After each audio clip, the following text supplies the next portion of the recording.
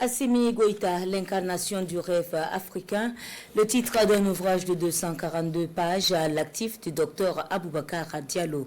Il évoque le parcours politique du Mali depuis les indépendances, le lancement avec Tiemoko Konaté. Docteur Aboubacar Diallo, agent de la Direction nationale de l'éducation non formelle et des langues nationales, reconnaissant des idéaux et des mérites du général d'armée Assimi Goïta.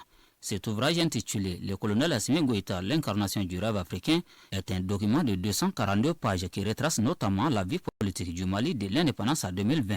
Une incitation donc à la prise de conscience. Aujourd'hui, il faut amener les populations maliennes et africaines à comprendre que réellement nous sommes dans un complot et à créer les conditions pour quitter ce complot qui est en train de mettre la survie même du continent en jeu.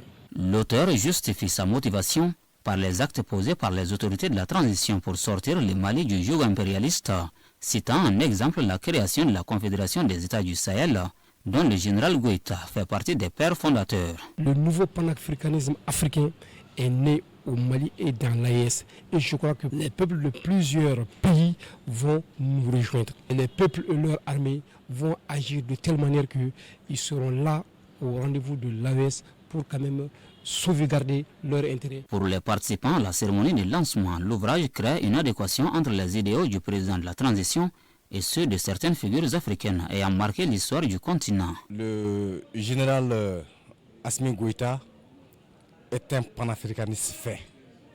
Donc on peut le comparer à ses pères qui sont passés avant lui.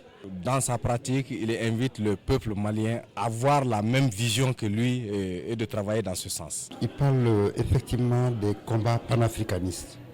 Libération de l'Afrique, souveraineté de l'Afrique, quels ont été les combats et quel est l'engagement de Assimi Goïta et ses camarades.